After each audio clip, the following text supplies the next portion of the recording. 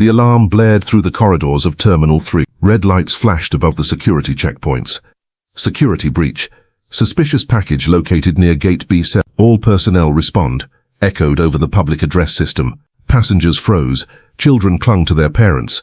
Travelers dropped bags and stepped back in panic. Amidst the chaos, one man walked forward, not away from danger but toward it. 71-year-old Robert Martinez moved with deliberate calm. His steps were measured, his posture upright, his expression unreadable. He wore the standard dark blue uniform of a TSA officer, badge on his chest, radio clipped to his shoulder, hands resting lightly at his sides. Young Security Chief Mike Peterson shouted into his headset, "Evacuate the area. Perimeter secure. Bomb squad is en route." He turned sharply as he saw Robert approaching the bag. "Robert, step back. This is not your call. Wait for the specialists." But Robert didn't flinch. He knelt beside the black suitcase, eyes scanning every inch, the zipper's alignment, the fabric's tension, the faint dust pattern on its surface.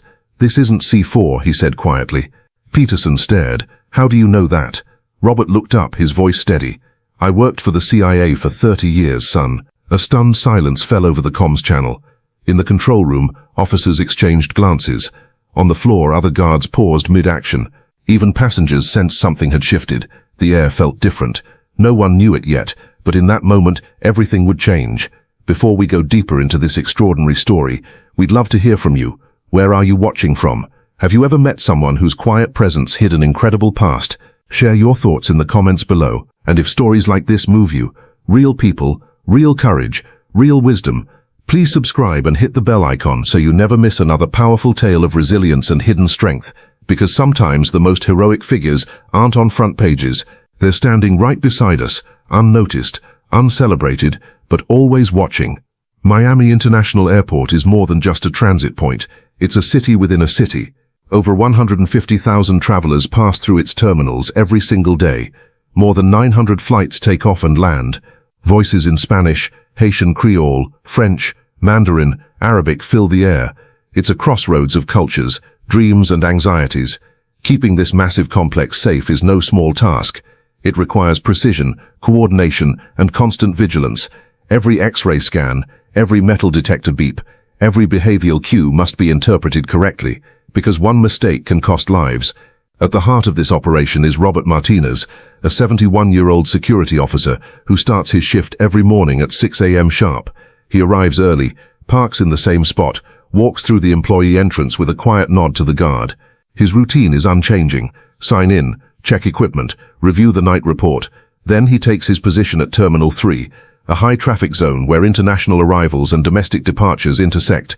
To most of his colleagues, Robert is just Abuelo Robert, Grandpa. A polite, soft-spoken man who struggles with the new tablet systems, still writes some reports by hand, and often seems lost in thought. Mike Peterson sees him as outdated. At 32, Peterson is sharp, tech-driven, ambitious. He came from Homeland Security with a background in digital surveillance and threat modeling. He believes in data, algorithms, real-time analytics. He doesn't believe in intuition. So when Robert hesitates before letting a passenger through, or asks to rescan a bag without clear cause, Peterson grows impatient. "Robert, we don't have time for hunches," he once said during a briefing. "We need evidence-based decisions." Robert only nodded, understood. But what Mike didn't know was that Robert's hunches weren't guesses. They were decades of training compressed into split-second observations. The way a person shifts their weight, the micro-expression when questioned, the unnatural stiffness in their arms could indicate concealed carry. These weren't theories. They were survival skills. His first mission was in Nicaragua during the Cold War. The Sandinistas were gaining power. Soviet influence was spreading. Robert was sent undercover as a trade consultant to map weapons smuggling routes. He wasn't a field agent with guns and chases. He was an intelligence analyst with a gift for human behavior. He could read people like documents, their movements, voices, silences. In 1983, he uncovered a covert arms network operating through Panama. By analyzing shipping logs, flight patterns, and intercepted communications, he helped dismantle a major supply chain to rebel groups. By the 1990s, he was reassigned to the Middle East, his focus, terrorist financing. He tracked how oil money flowed into extremist cells through shell companies, offshore accounts, and charitable fronts. After 9/11, Robert became part of a rapid response team analyzing global terror networks. He specialized in explosive device identification, surveillance detection, and threat assessment. His codename, Agent 7749. He never carried a weapon on missions. He didn't need to. His mind was his weapon, but he paid a price. Maria, his wife, raised two questions throughout their marriage. When will you be home? Are you safe? He could never answer both honestly. She knew he traveled, that he disappeared for weeks, that sometimes he woke up sweating, whispering numbers in another language. I work for the government, he'd say. That's all you need to know. When she was diagnosed with cancer in 2003, Robert made a choice. He requested early retirement. Officially, it was family reasons. Unofficially, he traded duty for love. The agency gave him a cover story: administrative clerk, retired civil servant, and so Robert Martinez vanished from the world of shadows until 2024. Now, he was just a security guard at Miami Airport, walking the halls, scanning bags, watching people, and no one suspected a thing. Maria passed away in 2022. The treatments had drained their savings. Their house was modest, a small home in Kendall, with a garden where she used to grow tomatoes. After her death, Robert sold nothing. Her clothes stayed in the closet. Her favorite chair remained by the window. Her photo sat on the nightstand. Every evening he watered the tomato plants. Every Sunday he went to church. And every night he sat on the porch with a book, often one she had loved. Neighbors liked him. Quiet, kind, always willing to help fix a fence or walk a dog. But inside, Robert was adrift. For 30 years he had a mission, a purpose. Now he had silence. That's why he applied for the airport job. Not just for the pension, but for structure, for routine, for a reason to wake up. And so, every morning at 6 a.m., Robert returned. Not chasing spies, not decoding threats, but doing something simple, helping people travel safely. To others it seemed meaningless. To him, it was redemption. That Thursday began like any other. Robert arrived at Terminal 3, checked in, monitored the X-ray screens, watched travelers come and go. At 10:30 a.m., the first alert: suspicious activity in Terminal 2, unattended bag. Not his zone, but he noted it. At 11:45 a.m., a second: suspicious individual in Terminal 1, male, mid-40s, nervous behavior. Robert paid closer attention. 2 incidents, different terminals, same time window, a pattern. Peterson dismissed it. Routine stuff, he thought. Coincidence. At 12:15 p.m., the third alert: unattended package near Gate B7, Terminal 3. Immediate response required. This was Robert's zone. This is Robert. I'm closest. Moving to investigate, he radioed. Peterson snapped. Negative, Robert. Wait for bomb squad. Do not approach. But Robert was already moving. His instincts told him this might be a coordinated distraction, a classic misdirection tactic. The real threat could be elsewhere. When he reached Gate B7, chaos filled the air. People backed away. Guards scrambled to set up a perimeter. Robert walked up calmly, examined the bag, didn't touch it. His training whispered, "This isn't a threat." Peterson yelled over the radio, "Robert, step back immediately. Bomb squad, ETA 10 minutes. Robert responded, "Mike, this is not C4. I repeat, not C4. How the hell do you know that?" Robert smiled. 30 years in the CIA, son. Radio silence. Then, what did you just say? Everyone on the channel heard it. Heads turned in the control room. Guards paused. Even passengers sensed something had changed. Robert opened the bag. Clothes, a book, travel items. 15 minutes later, a passenger claimed it, had forgotten it in the rush. But the real story had only begun. Peterson stormed over, stunned. "Robert, are you serious? CIA." Other guards gathered around. Robert took a deep breath. From 1975 to 2005, Agent 7749, covert operations, Middle East and Latin America. Peterson was speechless. Why didn't you ever say anything? Because it was classified, and because the past should stay in the past. You were a real CIA agent. Yes, and now I'm a Miami Airport security officer. Both identities are real. From that day, everything changed, slowly, quietly. Peterson began watching Robert differently, noticed how he studied X-ray images, scanned crowds, assessed behaviors. It wasn't routine, it was elite. That evening, he couldn't stop thinking. The next day, he re-examined Robert's file. Clearance level confirmed, references flawless, but still, no mention of the CIA.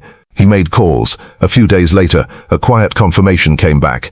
Robert Martinez, retired CIA operative, highly classified, treat with appropriate respect. Peterson called Robert to his office. Robert, why didn't you tell me? Because it wasn't relevant to this job. But you have incredible expertise. Why hide it? You're 32, Mike. I'm 71. People don't believe old men. They think crazy old guy. Peterson felt ashamed. Last year, he had pushed for Robert to retire. Now he sat across from a decorated veteran. I'm sorry. I underestimated you. No hard feelings. It's normal. I want to offer you a senior consultant role. No thanks. I'm happy with my current job. But why? I'm 71. I don't want complications. Just a simple job, regular pay, and peace. Still, Peterson told the airport director, James Crawford, CIA. Really? Confirmed. 30 years of service. And he's working basic level security. Yes, sir. Bring him to my office. On Monday, Robert sat in Crawford's executive suite, looking out over the city, calm, not intimidated. Mr. Martinez, 30 years with the CIA. Yes, sir. Why never mention it? It wasn't necessary. I applied for a security job. That's what I do. Crawford was impressed. We'd like to offer you a senior advisory role. Thank you, but I prefer my current job. Why? Because I don't want complications. I prefer a simple life. Crawford insisted. But your expertise. Sir, Robert interrupted gently. I served 30 years in high-stakes environments.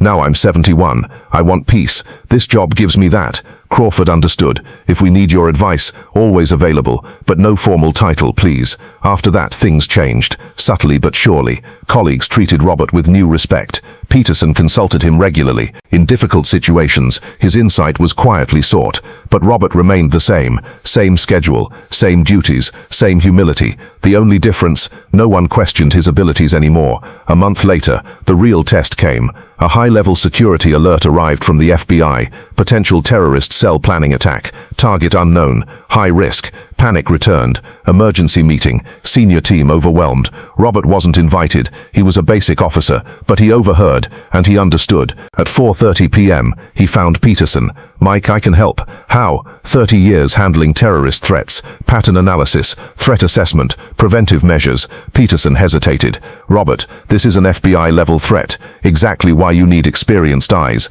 He brought Robert into the control room. The FBI liaison, Crawford, senior staff, all looked confused. Who's this? Robert Martinez, retired CIA operative, Peterson said. Which department? Counterterrorism. Middle East operations, Robert replied. Clearance level, TSSCI. Compartmentalized access. Okay, you're in. Briefing began. Intelligence reports, possible targets, timeline, questions. The FBI agent asked. Robert raised his hand. These earlier incidents at terminals 1, 2, 3, they might have been reconnaissance, not accidents, surveillance of security timing and response. So, the real attack might not be the airport at all. This disruption could be a decoy.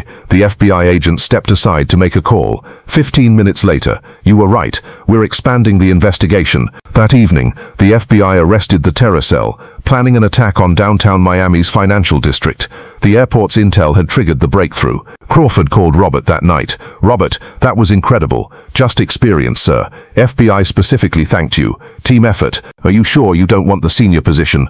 Robert laughed. I'm happy where I am, but I'm here if you need me. 6 months later, Robert still works the same job, but everything around him has changed. Colleagues show him true respect. Peterson consults him regularly. Even the FBI occasionally calls for insight. His reputation has spread. Pilots salute him. Ground crews greet him warmly. Gate agents smile when they see him. But most important for Robert, inner peace. After Maria's death, he had lost his sense of purpose. Now he had it back, not through high-stakes missions, but through quiet, meaningful service. On his 1-year anniversary, Crawford called him in. Robert, this department has transformed. Response time is down. Efficiency is up. Team effort. Mostly because of your influence. Your invisible mentorship. Robert stayed humble. Robert, we want to give you formal recognition. Unnecessary, sir. Why? Because I've already been recognized. I've earned my colleagues' respect. That's enough. Crawford admired his attitude. That evening, as Robert looked at Maria's photo, he whispered, Mi amor, I've found peace again.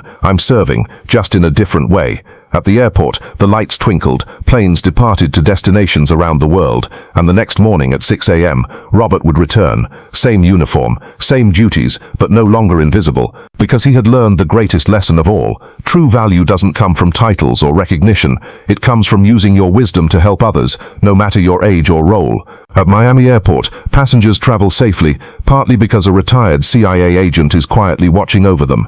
Hidden in plain sight, serving with experience, guided by wisdom. If you were moved by this story, please subscribe and hit the bell icon to be the first to see more real-life stories of courage, humility, and quiet strength. And remember, wisdom takes many forms, and the person you overlooked today might be the hero you'll need tomorrow.